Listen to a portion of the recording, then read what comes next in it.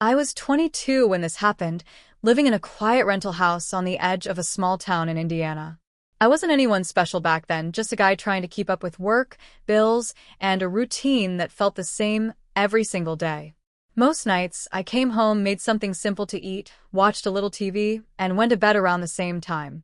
My life wasn't exciting, and honestly, that was fine with me. I liked things predictable. I liked knowing exactly what my night would look like. The day this started was no different. I remember getting off work a little early because the shop I worked at was slow. The sun was just setting, and everything outside had that cold orange glow that comes right before the temperature drops. I stopped by the grocery store, picked up a few things, and headed home. Nothing felt off. Nothing felt strange. It was just another regular weekday evening in a quiet neighborhood where you could hear kids riding their bikes and a dog barking 2 streets over. I pulled into my driveway, carried my groceries inside, and put everything away like I always did. I changed into comfortable clothes, heated up dinner, and sat on the couch scrolling my phone for a while. It was the same routine I'd repeated 100 times. I didn't even think about it. I remember feeling tired but calm, just ready to call it a night early. The house was quiet in the way older houses often are when the air isn't moving and everything settles into place. A small crack in the wall, the hum of the fridge, the soft click of the heater turning on. These were normal sounds, and I'd gotten used to them. I wasn't thinking about anything dangerous or unusual. I wasn't on edge. There was no reason to be. I'd lived there almost a year by then, and nothing bad had ever happened. Around 9 p.m., I walked around the house turning off lights, checking that the back door was locked, and setting my phone on the nightstand like always. I climbed into bed and pulled the blanket up, letting the room cool down a little before I drifted off. It wasn't long before my eyes started to get heavy, and I let myself relax completely. But right before I fell asleep, maybe in that strange moment between being awake and drifting off, I heard something that didn't fit with any sound I'd ever heard in that house. It wasn't loud. It wasn't dramatic. It was just out of place. Someone whispered my name. It wasn't close, but it wasn't far either. It sounded like it came from inside the house, somewhere near the hallway, like someone standing just around the corner, saying it in a calm, almost curious way. I opened my eyes and stared into the dark, not moving, not breathing for a moment, wondering if I had imagined it. Because as far as I knew, I was alone in the house. The house I was living in back then wasn't anything special. It was a small, older single-story rental at the end of a quiet cul-de-sac. Most of the homes on the street were built in the 70s, the kind with narrow hallways, wood paneling, and windows that didn't seal all the way. The kind of place where you could hear every car that passed and every dog bark 2 blocks away. It wasn't fancy, but the rent was cheap, and it was close to the auto shop where I worked. That was really all I needed. Inside, everything was simple. 2 bedrooms, 1 bathroom, a small kitchen, and a living room that always felt a little darker than it should have been. The carpet was worn, the walls needed paint, and the heater rattled whenever it first kicked on. But after a long day, it felt good enough. I didn't have many visitors, and my family lived a few hours away, so it was usually just me there. Quiet. Predictable. That week, the weather had started turning colder. Not winter cold yet, but the kind of chill that settled in after the sun went down. The evenings felt still, like the whole neighborhood slowed down early. Kids went inside, porch lights came on, and after 9 o'clock the street looked empty. I didn't mind it. I liked coming home to a place where nothing seemed out of the ordinary. I had taken the house because it offered something I hadn't had in a long time: privacy. Before that, I'd lived in apartments where you heard neighbors arguing, slamming doors, or blasting music until midnight. This house felt like a break from all that. A place where I could just focus on work, sleep, eat, repeat. I kept a strict routine because it helped me stay grounded. Nobody else lived with me at the time. My cousin, who I originally planned to share the rent with, ended up taking a job out of state 2 weeks before the move. He stayed one night, helped me bring in the heavy stuff, and then left early the next morning. After that, it was just me. I didn't see many people outside of work, and most of my coworkers had families or lived on the other side of town, so they didn't drop by much. The only people I interacted with regularly were my neighbors, an older couple across the street who waved every morning, and a single mom next door whose kid rode his bike up and down the road until dinner time. Everyone seemed normal, friendly, the type of neighborhood where people minded their own business but noticed if something looked off. That night, after hearing my name whispered, I tried to tell myself it was nothing. Maybe I imagined it. Maybe I was already half asleep. That made more sense than anything else. I hadn't locked my doors because of fear, only habit. I didn't expect trouble. Nothing bad had ever happened there. This house was supposed to be a quiet place, a simple chapter of my life. I had no reason to think something dangerous could be waiting in the dark. For the next day or two, I tried not to think about the whisper I'd heard that night. I told myself it was just my mind playing tricks on me. When you live alone in a quiet house long enough, it's easy to misinterpret sounds. That's what I kept repeating. But the house didn't feel the same anymore. Something small had shifted, and I couldn't put my finger on it. It started with tiny things, little noises I hadn't noticed before, or maybe never bothered paying attention to. The hallway would creak lightly even when no one was walking there. The kitchen cabinets made soft clicking sounds late at night, like they were settling or lightly tapping against the frame. The heater, which usually let out one loud rattle when it kicked on, started making shorter bursts of noise every few minutes. I brushed it off. Old houses make sounds.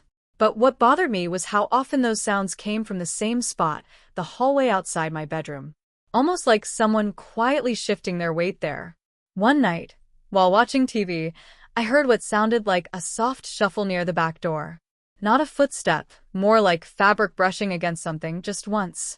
I muted the TV and listened. Nothing followed. No movement. No breathing. Just the fridge humming like normal. I tried to laugh it off and turn the TV back on, but it didn't feel funny. Another evening, I was in the kitchen making dinner when I felt this weird sensation behind me, like someone was standing just a little too close. Not touching me, but close enough to make the air feel different. I turned around quickly, expecting maybe I'd left the back door open or something, but everything was still. Door shut. Curtains barely moving. Nothing out of place. I told myself I was just tired. Long days at the shop could make anyone feel off. But the moment that really got to me happened later that same night. I was brushing my teeth, and I heard 3 soft taps, slow, spaced out, coming from the hallway wall. Not from outside. From inside the house. Top, top, top. I opened the bathroom door and looked into the hallway. It was dark, but I could make out the shape of the walls, the carpet, the far end leading toward the living room. Nothing moved. Nothing seemed disturbed. But the quiet was heavy in a way the house had never felt before. I stood there for a while, waiting to hear it again, waiting to explain it. But the sound didn't repeat. Over the next few days, that uneasy feeling followed me everywhere inside the house. I'd catch myself glancing toward dark corners, especially the one near my bedroom door. Sometimes I'd stop walking in the hallway without realizing why, like something in me hesitated before moving forward. There was nothing dramatic. No big scares. Just these small, subtle moments that didn't fit into how the house normally behaved. And it was becoming harder to convince myself that nothing was wrong. Things escalated about a week after the first whisper. By then, I had gotten used to the uncomfortable feeling around the house, even though it never really went away. But the small noises and strange moments weren't the worst part. What bothered me most was how the house seemed different late at night, like the air itself felt heavier after midnight, especially near the hallway. One night, around 12:30 a.m., I was lying in bed trying to fall asleep when I heard something that didn't sound like a normal house noise at all. It was the unmistakable sound of someone slowly walking down the hallway. The steps were light but steady, heel, then toe, like someone trying not to be heard but failing to hide the rhythm. I sat up immediately, heart pounding. I listened harder, holding my breath. The footsteps stopped right outside my bedroom door. I didn't move. For a few seconds, I honestly thought maybe my mind was making it up, but then the floor creaked again, just one quick, sharp sound, like someone shifting their weight. I could picture a person standing on the other side of that door, completely still, listening. I quietly reached over and grabbed my phone, but I didn't turn on the screen. I didn't want the light to give away that I was awake. I just sat there in the dark, waiting to hear another sound. But nothing came. No movement. No breathing. No steps walking away. Just silence. The next morning, I checked the hallway. Nothing was out of place, but there were faint marks on the carpet, dragged patterns I hadn't seen before, running from the living room toward my bedroom. I tried to tell myself they'd always been there, but I knew they hadn't. The following night, the danger felt even closer. I was in the living room around 11 p.m., folding laundry on the couch. The window blinds were closed, but I kept hearing this soft clicking sound coming from behind them, like someone lightly tapping the glass from outside. At first, I thought maybe a branch was hitting the window, but when I pulled the blinds open a few inches, the yard was completely still. No wind. No trees close enough to touch the window. Nothing. As soon as I let the blinds fall back into place, the tapping stopped. A few seconds later, it started again, this time from the side window. Same slow, deliberate pattern. Click, click, click. I didn't go near that one. I just stood there, frozen, listening as the taps moved from one window to the next, like someone was circling the house, checking each one, Looking for a way in. I turned off the TV, turned off every light, and locked myself in my bedroom. I didn't sleep at all that night. By the next morning, I decided to install a small latch lock on my bedroom door. Something extra. Something that made me feel like I had a barrier between me and whatever, or whoever, was out there. But deep down, I knew it wasn't enough. The feeling in the house had changed again. It no longer felt like someone was wandering around the edges. It felt like they were getting ready to come inside. The night everything came to a head started out like any other uneasy night in that house. I kept every light on, even though it didn't make me feel safer anymore. I tried watching TV to distract myself, but I couldn't focus on anything. Every small sound made me look over my shoulder. Every shadow seemed like it was about to move. I remember checking the windows twice before going to bed, making sure the locks were tight. I even slid a chair under the front doorknob, something I had never done before in my life. I didn't know exactly what I was afraid of, but the feeling that someone had been coming closer and closer wasn't going away. I went to my bedroom around 1 a.m. Even with the latch locked, the room didn't feel secure. The air seemed heavier than usual, like the house was holding its breath. I lay there for a long time listening. Nothing. Then, just when I started to drift off, I heard it. A slow, deliberate click from the living room. It was the sound of the front door handle being tested. I shot upright in bed. The handle clicked again, followed by the soft sound of the door pushing against the chair I had wedged under it. A second later, the wood frame creaked, like someone was leaning their weight into the door, testing how much force it would take. I grabbed my phone and tried to stay silent. My breathing felt too loud, like whoever was at the door would hear it through the walls. The pushing stopped. For a second, I thought maybe they gave up. Then I heard footsteps. Inside the house. Slow. Careful. Moving across the living room floor. My whole body went cold. I hadn't heard the door actually open, but someone was in there. Someone was walking toward the hallway. I could hear the faint scrape of their shoe on the carpet. My bedroom latch suddenly felt us.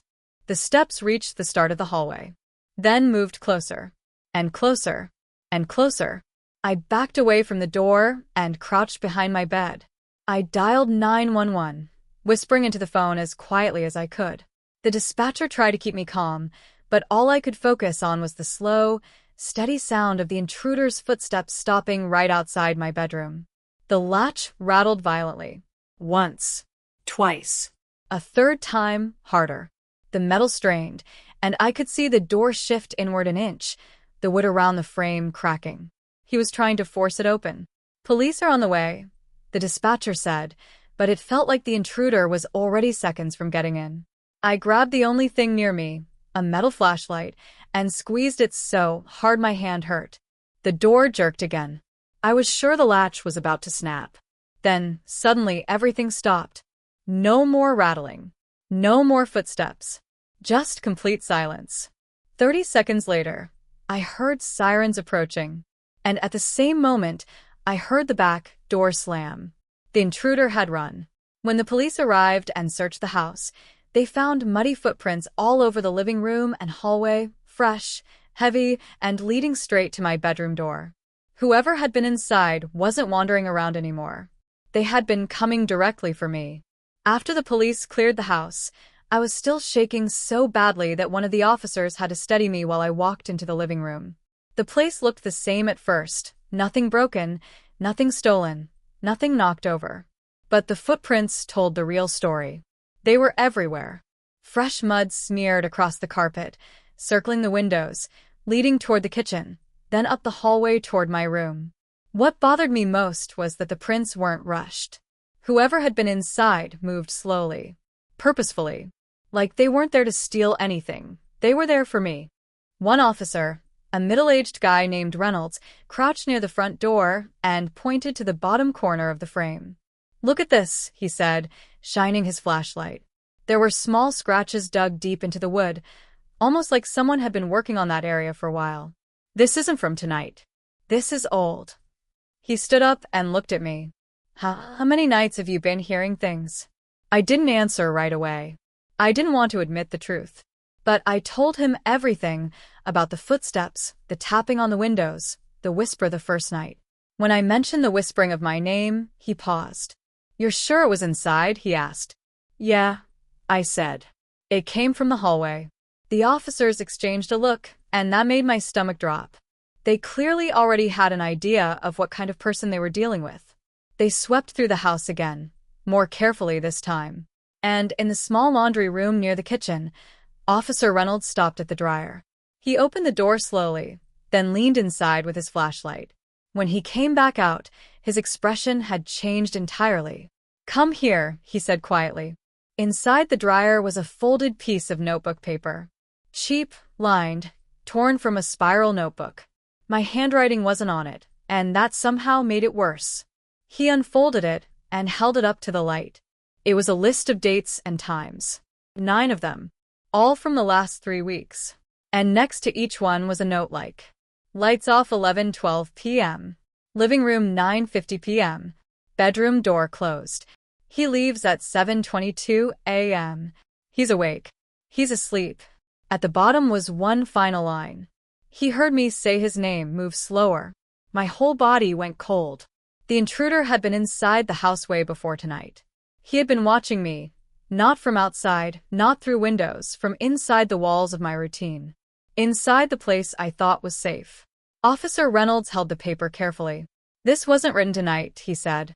"It's been here for a." The other officer checked the back door again and discovered something else, a thin strip of weather seal cut away from the bottom corner.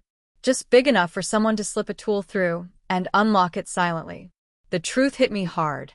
The man hadn't broken in that night. He had been entering my house for weeks, watching me, studying me, and the whisper that first night wasn't a mistake. It was him testing if I was paying attention. The police stayed at the house until nearly 4 in the morning. They took photos of the footprints, collected the note from the dryer, and checked every door, every window, every corner. When they finally left, they told me to stay somewhere else for the night, just until they could come back in daylight and take a closer look. But I didn't have anywhere else to go. My family was hours away, and none of my coworkers were awake at that hour. So I sat in my car in the driveway with the engine running, just staring at the dark outline of the house. It didn't feel like my home anymore. It felt like something had been living in it with me, something patient, quiet, and careful. Around sunrise, Officer Reynolds called me. They'd checked the yard, and behind the shed at the edge of the property, they found a few things: a pile of old blankets, an empty water bottle, and a small plastic tub filled with food wrappers. Someone had been staying there on and off, watching the house, watching me. But that wasn't the worst part. They also found another notebook, half full. Inside were sketches of my living room, kitchen, bedroom, and me. Sometimes sitting on the couch, sometimes sleeping, sometimes brushing my teeth, drawn from the angle of the hallway. The sketches weren't perfect, but they were clear enough.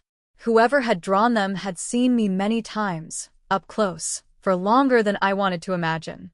The police believed the intruder had been sleeping behind the shed during the day and entering the house at night, using a cut weather seal to unlock the back door. But they couldn't tell how long he'd been doing it or how many nights he'd stayed hidden inside while I walked around, unaware. They told me they would patrol the street for a few days, maybe a week. They said they'd try to lift prints from the note and the notebook. They said they'd keep me updated. But they didn't catch him. Not that day. Not that week. Not ever. I moved out within 3 days. I couldn't sleep in that house again. Even in the new place, a small apartment across town, I kept every light on at night for months. I pushed furniture in front of doors. I barely slept. Eventually, things settled down a little. The fear didn't go away, but it softened. Became something I learned to live with. I told myself the man was long gone. Maybe arrested somewhere else. Maybe moved on. But a few weeks after I settled into the apartment, something happened that brought it all back. One morning, on my way to work, I noticed a slip of paper tucked under my windshield wiper. Just a plain, folded piece of notebook paper, lined, torn from a spiral book, the same kind they found in the dryer. There was only one line written on it. "Your new door doesn't make noise." I looked around the parking lot, but nobody stood out. No one watched me. No one ran. The police came again.